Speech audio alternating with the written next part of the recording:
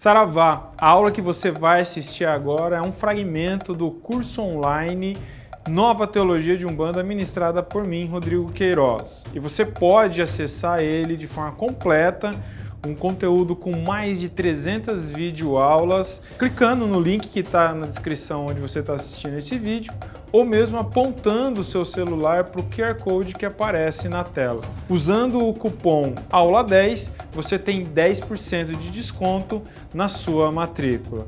Boa aula! Agora a gente continua aqui, vamos para o método da deitada, ou o método da camarinha, do roncó, do recolhimento. Então há todos esses nomes para o mesmo método, para a mesma possibilidade. E esse é um método muito comum ou obrigatório nas umbandas mais africanizadas, mais próxima dos candomblés, das tradições originais da África, que é uma prática comum, o recolhimento para a iniciação. E para nós, o desenvolvimento mediúnico é um processo iniciático. Está sendo iniciado para a comunicação com o mundo espiritual, para mediar essas comunicações, portanto, para incorporar.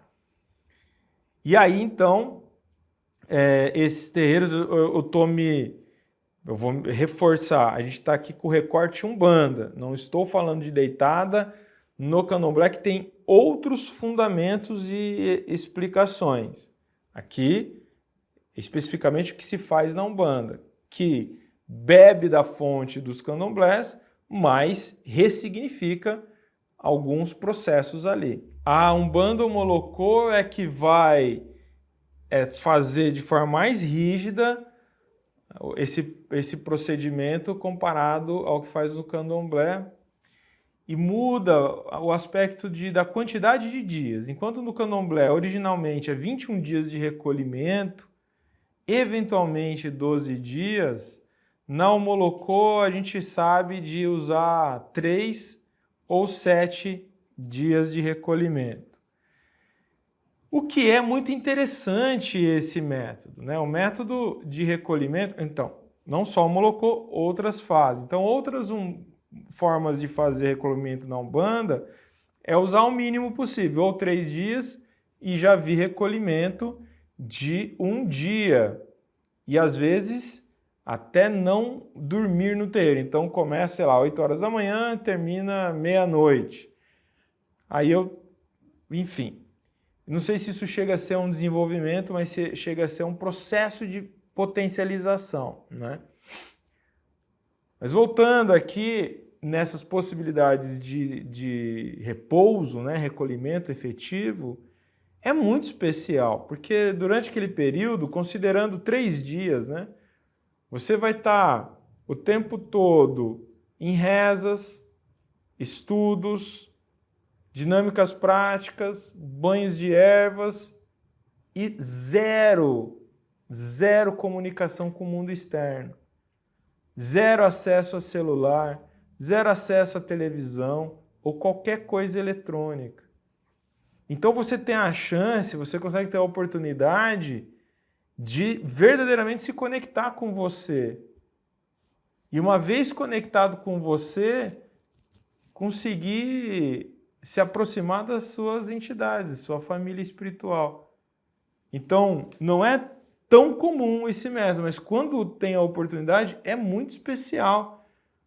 É um presente que você se dá. E isso não tem como não acelerar o processo de desenvolvimento.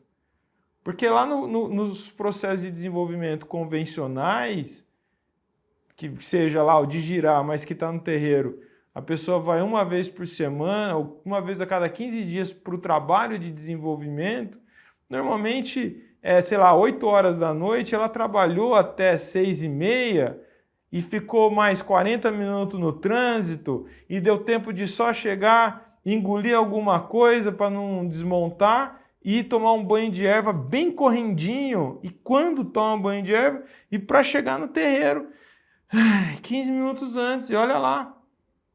Essa é a vida urbana, a vida moderna que a gente está inserido. Essa é a realidade da grande maioria dos umbandistas. Poucos terreiros estão em zonas rurais, em grandes terrenos com muita vegetação, muita natureza, em que você possa ficar lá por horas, dias. Não, Umbanda, terreiro de Umbanda é um culto ancestral urbano. E isso a gente tem que observar como reflete na prática. Então é muito mais difícil você chega com 15 minutos de antecedência no terreiro até abaixar a sua energia, entrar na frequência. Não é em 15 minutos. Demora para você, de fato, conseguir se desligar de toda a correria do dia, as preocupações e entrar naquela força do terreiro. Por isso, normalmente, o desenvolvimento mediúnico nesse contexto começa a ser um negócio estendido, né? Demora para fluir bem.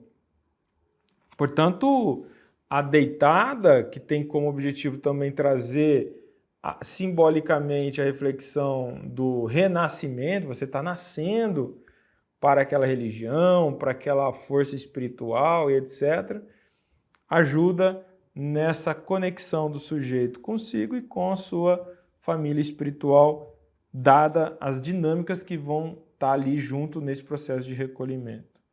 Então, a observação sobre deitada e recolhimento que eu queria trazer é isso. Antes que pergunte, mas a Umbanda nessa deitada faz catulagem, né? Raspa, corta, põe, sacraliza animal. No geral, não. Mas na Omolocô, por exemplo, poderá ocorrer. Né? Faz parte porque é bem próximo dos candomblés, tá bom? Mas o que eu sei é que não raspa, não catula. Pode, no máximo, ter sacralização de bicho nesse ritual. E por fim, aqui que eu quero trazer de destaque, e isso já é mais moderno, a gente está vendo isso vem sendo inserido no ambiente da Umbanda nos últimos 15 anos, em especial nos últimos 5 anos, isso tomou uma proporção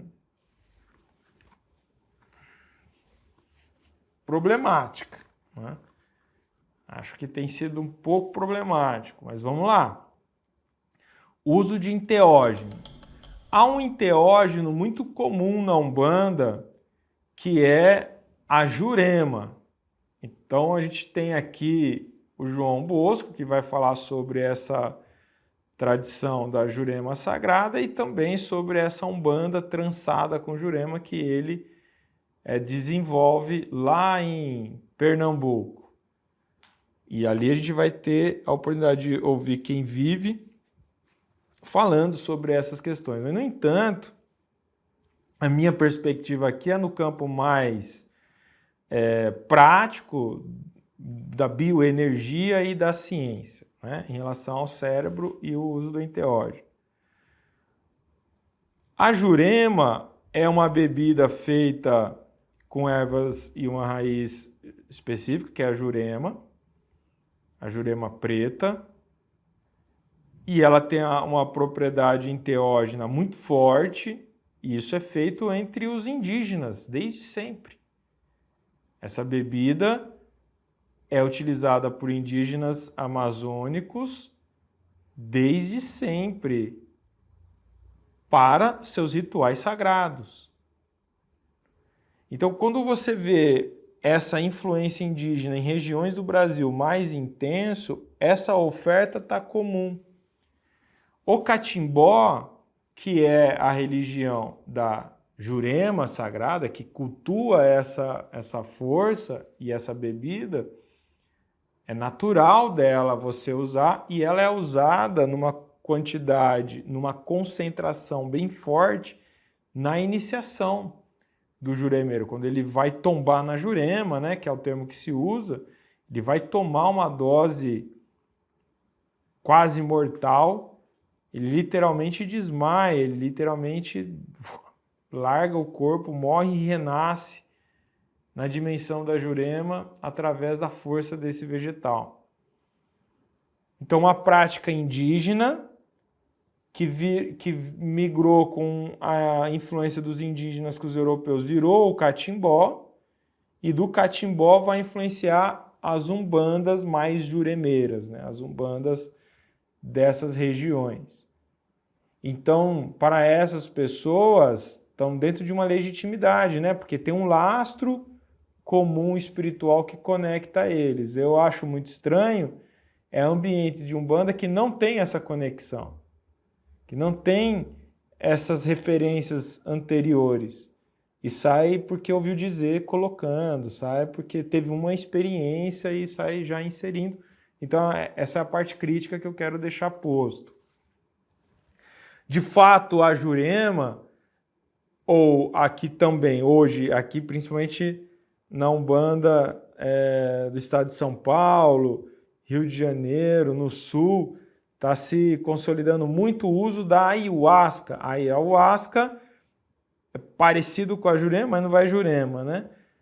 E é de uma outra influência indígena do ritual sagrado, que vai dar origem ao Daime, que já é uma religião brasileira, uma religião amazônica, que reinventa a pagelança e o uso dessa bebida, que é a ayahuasca, mas que ali vai virar Daime, e tem o objetivo de, através do transe, na força dessa bebida, abrir a consciência. Os estudiosos que praticam, as pessoas que divulgam o uso da ayahuasca, partem da premissa de que o efeito enteógeno, que altera a consciência no uso dessa substância, acredita-se que é a hiperativação do estado de presença. Você fica hiperconsciente de si mesmo. Então eu sei que aqui tem muita gente que usa, que faz uso, e que eu acho que são as pessoas mais adequadas para falar sobre a própria experiência. A minha experiência pessoal não foi assim, não foi positiva nesse sentido, ela foi tranquilamente, eu posso dizer que foi um efeito alucinógeno. Eu vi coisas, eu senti coisas que estavam na minha subjetividade. Vou dar um exemplo. Eu vi São Jorge na minha frente, matando um monte de dragões e pontos riscados atrás dele, brilhando. Tentaram me traduzir que era meu protetor, mas não. Eu sou grande simpatizante de São Jorge, sou filho de Ogum, devoto de Ogum. Nessa época, no meu imaginário, o sincretismo de Ogum, ou essa coisa do guerreiro europeu templário com a figura de Ogum, era algo muito forte em mim. Vai mudar quando eu decolonizo o processo. E eu estava naquele momento conduzindo a primeira turma de sacerdócio e estava recebendo os pontos ciscados dos orixás. Estava canalizando isso, construindo esse material. Então nada daquilo era diferente, era fora do meu arcabouço imaginativo, lúdico. O que a substância, no meu caso e nessa ocasião, fez é trazer à tona aqui na minha frente essas imagens como se fosse uma projeção 3D, né? E eu tenho um problema, eu já ouvi dizer o nome disso, eu não sei, não decoro. Que quando eu saio do meu estado normal e que eu sou levado a um nervoso, a um estresse, a uma ameaça, eu disparo em gargalhada, dou muita risada. Então é muito complicado conversar comigo papo sério que leva tensão. A tendência é eu rir no processo e as pessoas não entenderam. Eu lembro que eu apanhava da minha mãe, eu fui educado com a violência, né, de cintadas e chineladas, e era um problema, porque ela não tinha força suficiente para me machucar, quando era o caso do meu pai, e aí eu ficava nervoso, começava a dar risada, ela ficava mais nervosa, ela não entendia, ela só foi entender isso quando eu já era adulto só. Minhas discussões, minhas DRs com a minha esposa é um problema, porque eu tô levando muito a sério, e quanto mais a sério eu levo, mais risada eu vou dar naquela discussão. Pois bem, aconteceu que a bebida disparou em mim um gatilho e eu dei risada as horas todas que eu fiquei sob efeito. E não foram poucas. Foi algo extremamente exaustivo, constrangedor. Demorou até que eu consegui, em intervalos de gargalhadas, explicar isso para a liderança. É isso que está acontecendo. No fim, meu cérebro ficou muito feliz, né? Porque eu estava gargalhando o tempo todo, estava em algum lugar de êxtase. Então, concluindo a minha experiência pessoal, eu fechei essa experiência pessoal assim, eu vivenciei o efeito químico de um composto que gera alucinações. E é isso. Eu poderia ser crédulo suficiente para entrar na subjetividade, no discurso de fé. Não, ai, o meu protetor, e olha que revelações, que bênção. Mas não seria honesto com o que eu estava vivendo e vivendo. Né? Então, mas isso só é possível em alguém que tem um mínimo de autoconhecimento, que está realmente preocupado consigo em fazer análise crítica das coisas. Talvez se eu tivesse ido mesmo para essa experiência convicto de fé, eu teria ido para um outro lugar de interpretação. Mas eu fui para experimentar e ver qual é que é. E o resultado foi esse. Há quem diga que eu não tomei direito, que eu não me conectei direito. Eu entendo, mas tarde eu vou experimentar o rapé pelas mãos de indígenas, né, dos Funiô. E essa experiência se repetiu drasticamente também. Não foi nada mágico, espiritual, extraordinário para mim. Ponto. Deixa isso de lado. Quando isso é usado dentro de um ritual próprio do Daime, da Ayahuasca, da Jurema, da tribo indígena, faz muito sentido. Porque é um elemento dentro do contexto próprio. A minha preocupação é quando isso transita para dentro do terreiro de Umbanda, em que a mediunidade é um caminho de lucidez. Desenvolver a mediunidade é a oportunidade de você ampliar a nitidez que você tem da realidade, de si mesmo, do mundo, de um olhar para a vida consciente. Se eu estou me entorpecendo de princípios químicos vegetais que me leva para construções imagéticas não concretas, não me parece que isso está alinhado com o propósito do uso da mediunidade dentro da Umbanda. E é essa meu recorte, meu destaque e a minha crítica. Minha crítica não é sobre a Ayahuasca, não é sobre a Jurema, não é sobre o Daime. Espero que tenha ficado claro. Mas é o uso disso dentro da Umbanda com o objetivo de desenvolver a mediunidade. Porque eu não vi nenhum caso feliz no sentido de começar o desenvolvimento com o uso desse recurso e a pessoa não precisar mais dele para seguir adiante. Aí a gente abriria aqui uma outra janela de discussões mais sensíveis, que não vem ao caso agora, isso faz parte da gente discutir bioética depois, lá adiante no nosso curso. Mas veja, se a ideia de desenvolver mediunidade sob o uso dessa substância, e você acreditar, né, dar crédito que aquelas visões, aquela sensibilidade, aquela atividade no seu corpo é mediúnico, você não tem nitidez para distinguir.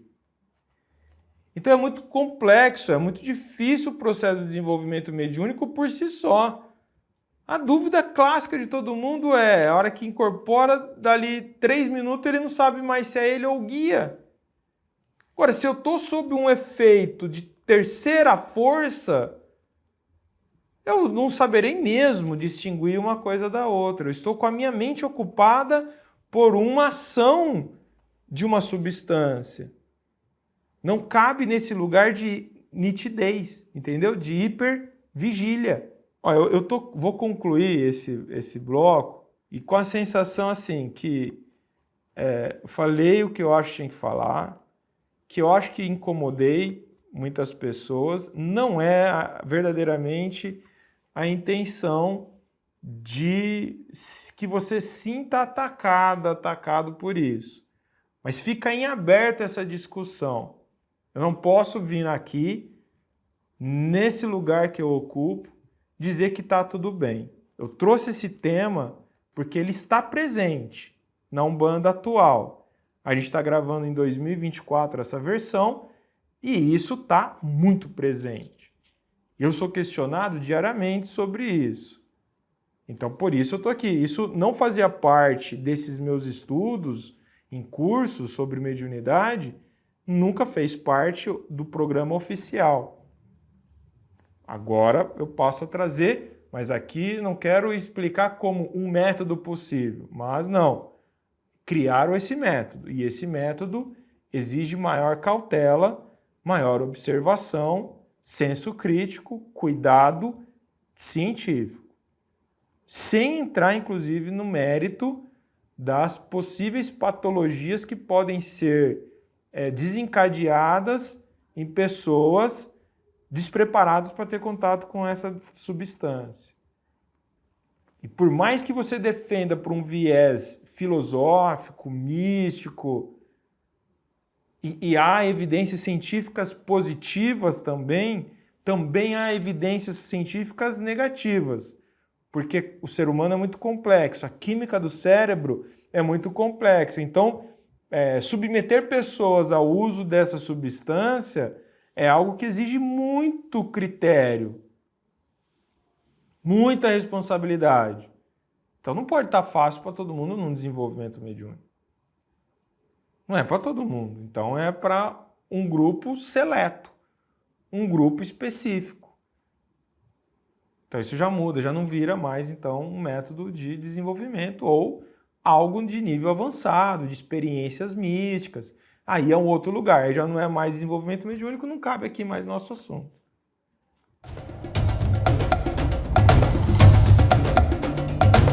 E aí, gostou? Imagine o que você pode encontrar no curso completo, a nova teologia de Umbanda. Eu gostaria mesmo de te encontrar na turma dentro da nossa plataforma Umbanda EAD. Aproveite agora, não deixe para depois, porque a gente acaba esquecendo. Clique no link que está aqui na descrição desse vídeo ou aponte o celular no QR Code aqui na tela e usando o cupom AULA10 você tem 10% de desconto. Te encontro na turma oficial.